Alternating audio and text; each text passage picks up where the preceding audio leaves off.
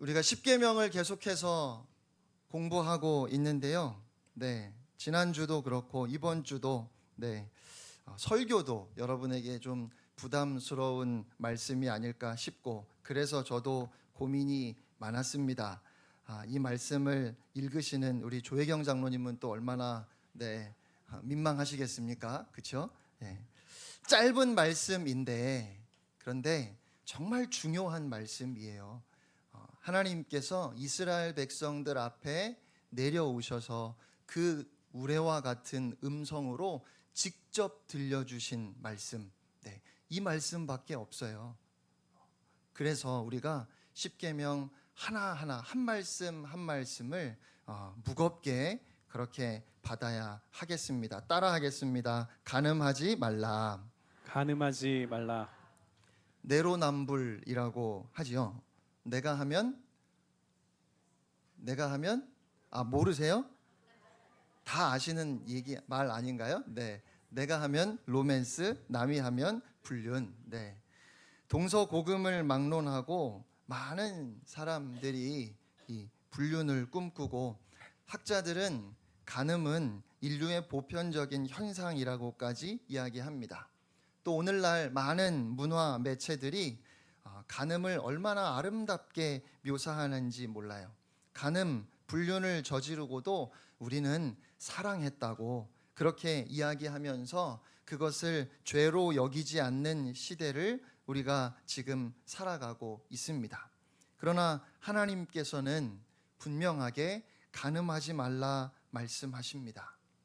미국의 크리스천들에게 10계명 중에 가장 현대인에게 맞지 않는 계명이 무엇이냐고 물었더니 바로 이 7번째 간음하지 말라 하는 계명을 뽑았다고 그래요. 그런데 저는 그래서 오늘 우리에게 이 7번째 계명이 정말 중요하다는 생각이 들었어요. 세상이 가장 시대착오적인 계명이라고 이야기하는 이 계명을 우리가 무겁게 받고 잘 지킴으로 우리가 거룩하신 하나님의 자녀임을 가장 분명하게 드러낼 수 있기 때문에 그렇습니다. 사도 바울이 데살로니가에 있는 교인들에게 다음과 같이 주의 말씀을 전합니다. 데살로니가전서 4장 1절로 8절입니다. 그러므로 형제들아, 우리가 끝으로 주 예수 안에서 너희에게 구하고 권면한다. 너희가 마땅히 어떻게 행하며 하나님을 기쁘시게 할 수 있는지를 이미 우리에게 다 배웠다. 그리고 이미 너희가 지금 행하고 있는 바라. 그 일을 더욱 힘써서 행하기를 바란다. 우리가 주 예수로 말미암아 너희에게 무슨 명령으로 준 것을 너희가 아느니라. 하나님의 뜻은 이것이니, 이 말씀이 중요하겠죠? 하나님의 뜻은 이것이다. 무엇이 하나님의 뜻일까요? 너희의 거룩함이라. 우리가 거룩하게 사는 것이 하나님의 뜻이라고 그렇게 말씀하지요. 그런데 그래서 그 거룩함이 무엇인가를 설명하는데, 너희의 거룩함이라 곧 음란을 버리고 음행을 멀리하고 성적인 모든 죄를 피하라고 그렇게 말씀해요. 또 4절에 각각 거룩함과 존귀함으로 자기의 아내 대할 줄을 알고. 남편들이 아내를 어떻게 대하십니까? 거룩함과 존중함으로 대할 줄 알아야 한다고 말씀합니다. 하나님을 모르는 이방인과 같이 세욕을 따르지 말고 이 일에 분수를 넘어서 형제를 해하지 말라. 이런 죄를 지어서 자기 형제를 속이거나 해를 입히지 말아야 한다. 이는 우리가 너희에게 미리 말하고 증언한 것과 같이 이 모든 일에 주께서 신원하여 주심이라. 하나님이 우리를 부르심은 부정하게 하심이 아니요 거룩하게 하심이니, 그러므로 저버리는 자는, 이와 같이 거룩한 삶을 포기하는 자는 사람을 저버림이 아니요 너희에게 성령을 주신 하나님을 저버림이니라. 바울은 데살로니가 교회 성도들이 복음 때문에 박해를 받으면서도 믿음의 삶을 살아내고 있음에 크게 기뻐했습니다. 그들은 우상 숭배를 버리고 하나님께로 돌아선 사람들이었습니다. 예수님이 다시 오실 그 재림의 날을 기다리며 신앙생활을 하고 있었어요. 그런 그들에게 바울은 다시 한번 우리를 향하신 하나님의 뜻이 거룩임을 이야기하면서 거룩은 곧 음란을 버리고 아내를 사랑하는 것이라고 그렇게 주의 말씀을 전하고 있습니다.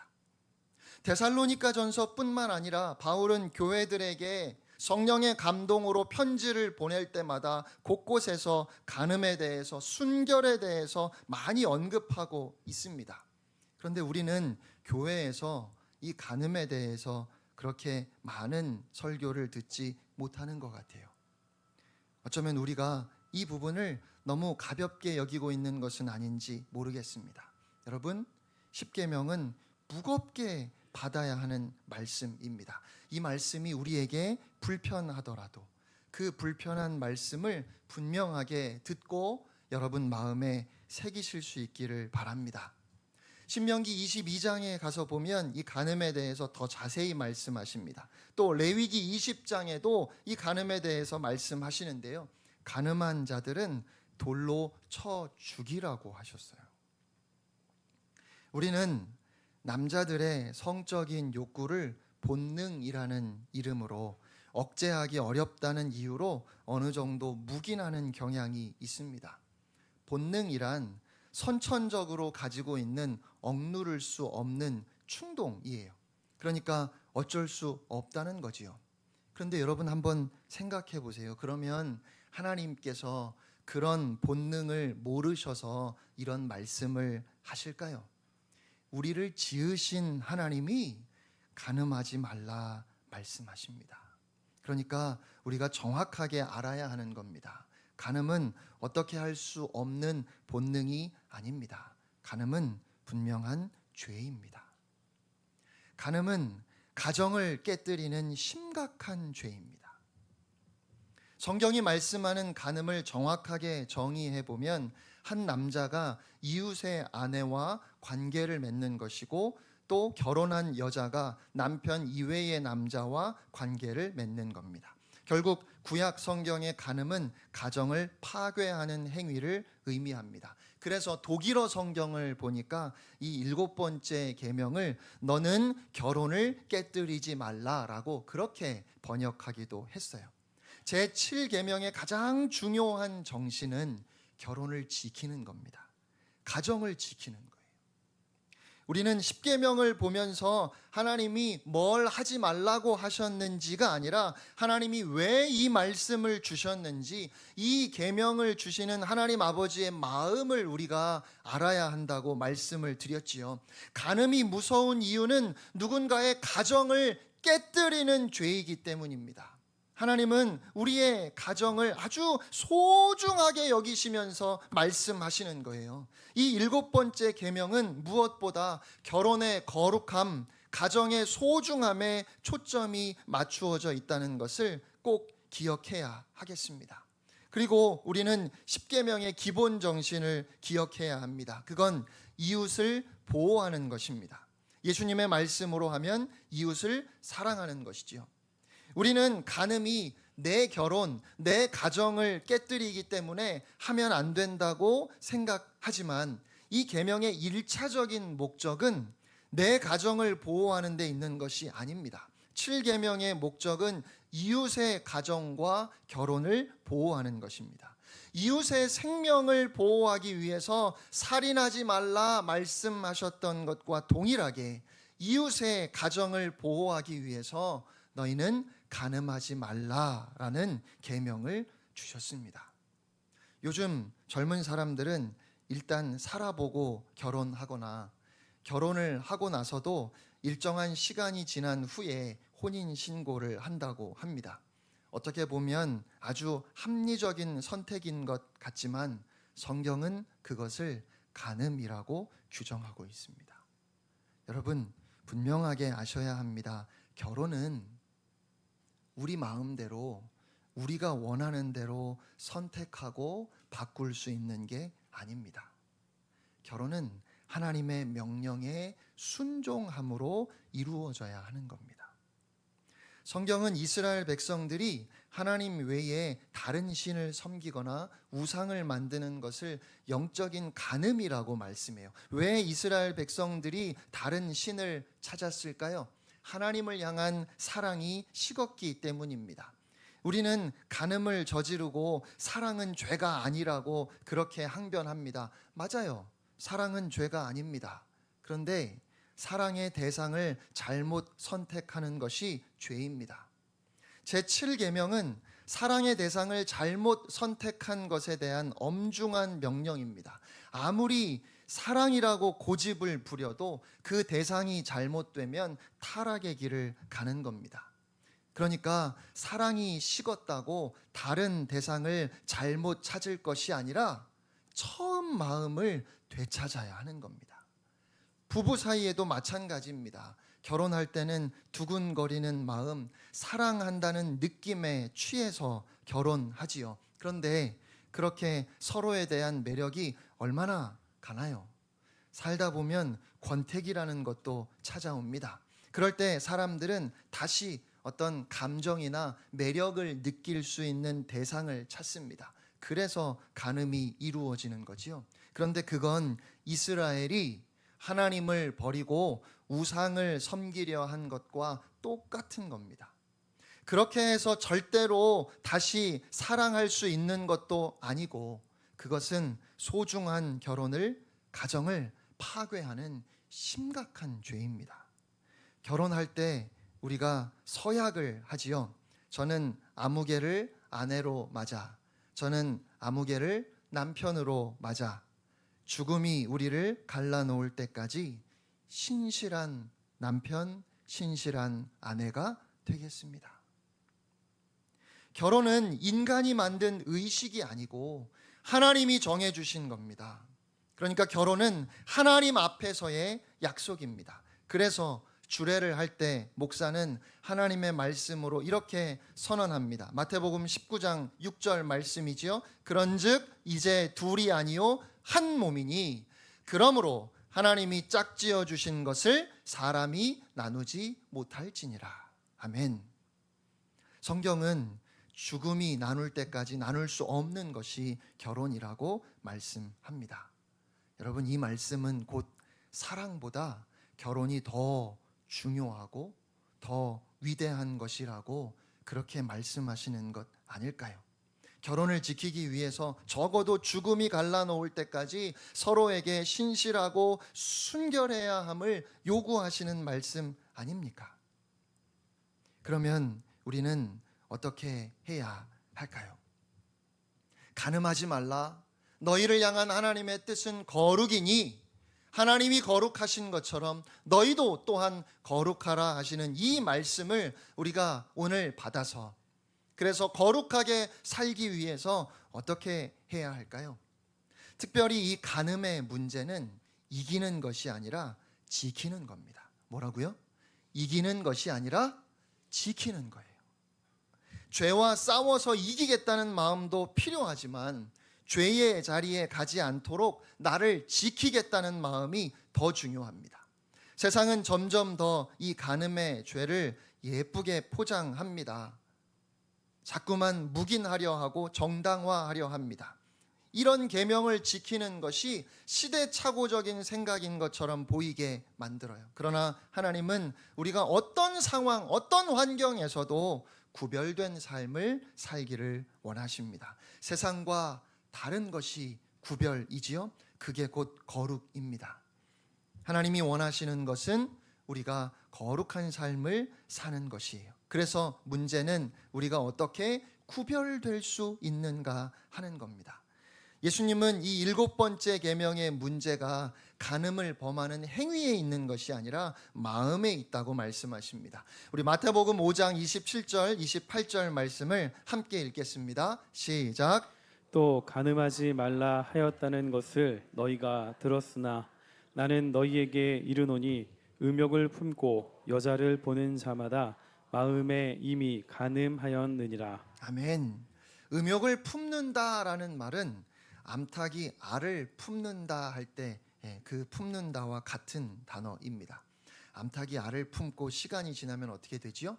병아리가 나오지요. 마찬가지로 우리가 당장 간음을 범하지는 않았지만 마음의 음욕을 품고 있으면 시간이 지나 우리의 몸으로 죄를 짓게 되는 겁니다. 그러니까 아름다운 이성에게 순간적으로 눈길이 갈 수는 있습니다. 그런데 계속 쳐다보면서 내가 이 음욕을 이겨보겠다고 할 것이 아니라 어떻게 해야 된다고요? 얼른 고개를 돌려야 하는 겁니다. 마음에 품지 말라는 거지요. 만나교회 김병삼 목사님이 어떤 평신도의 묵상 글을 책에 소개하셨습니다. 제가 읽어드릴게요. 어느 집사님의 경험이다. 집사님이 교회 생활을 하면서 여러 남자 집사님과 권사님과 장로님을 알게 되었는데, 이는 교회에서 이루어지는 자연스러운 관계였기에 성경 말씀대로 다른 사람을 나보다 낫다 여기며 잘 섬겼다고 한다. 그런데 하루는 한 남자 집사님에게 카톡이 왔다.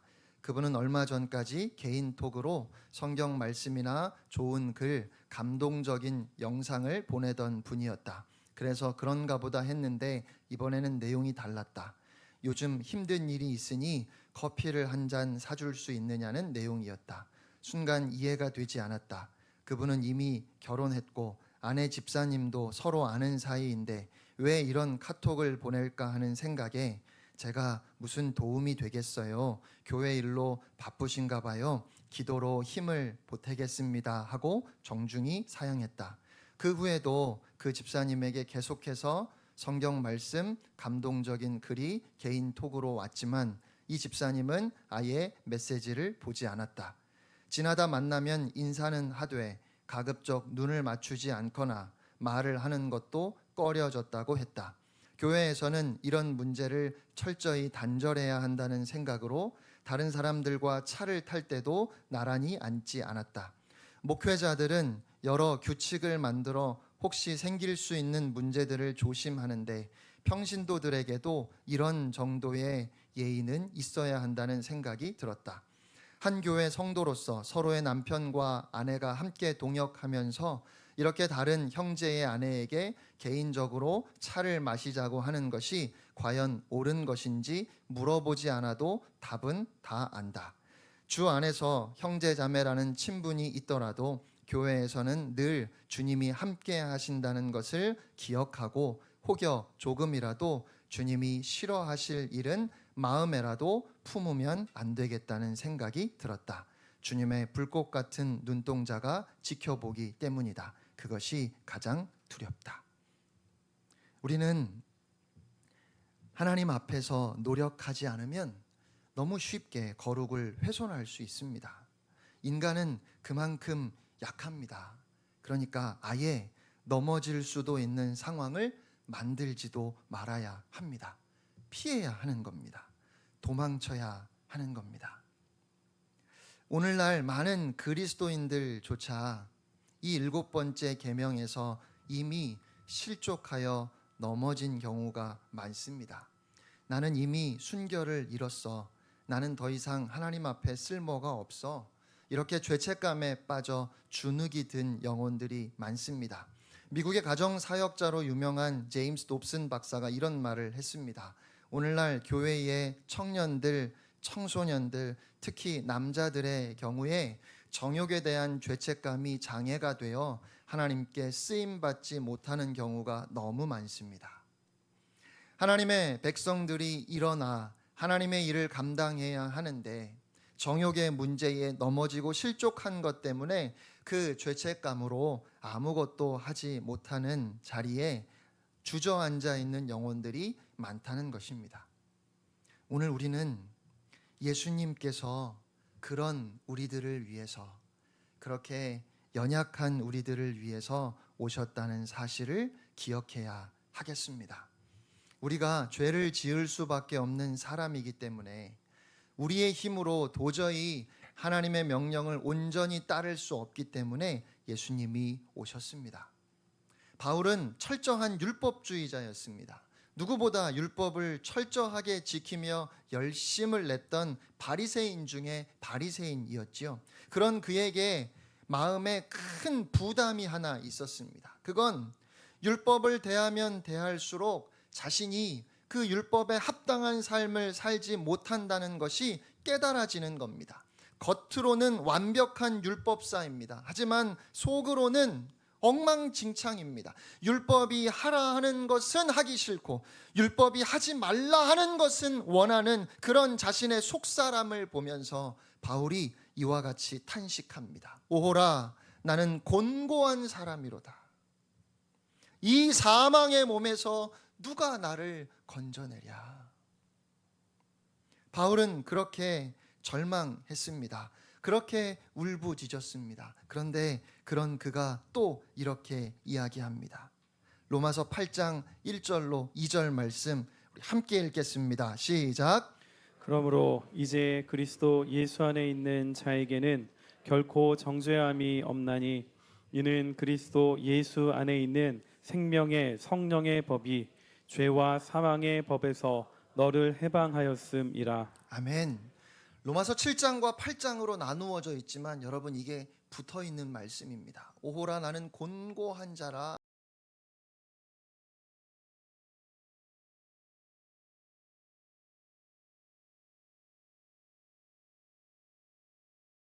그리스도 예수 안에 있는 자에게 결코 정죄함이 없다고. 그리스도 예수 안에 있는 생명의 성령의 법이 죄와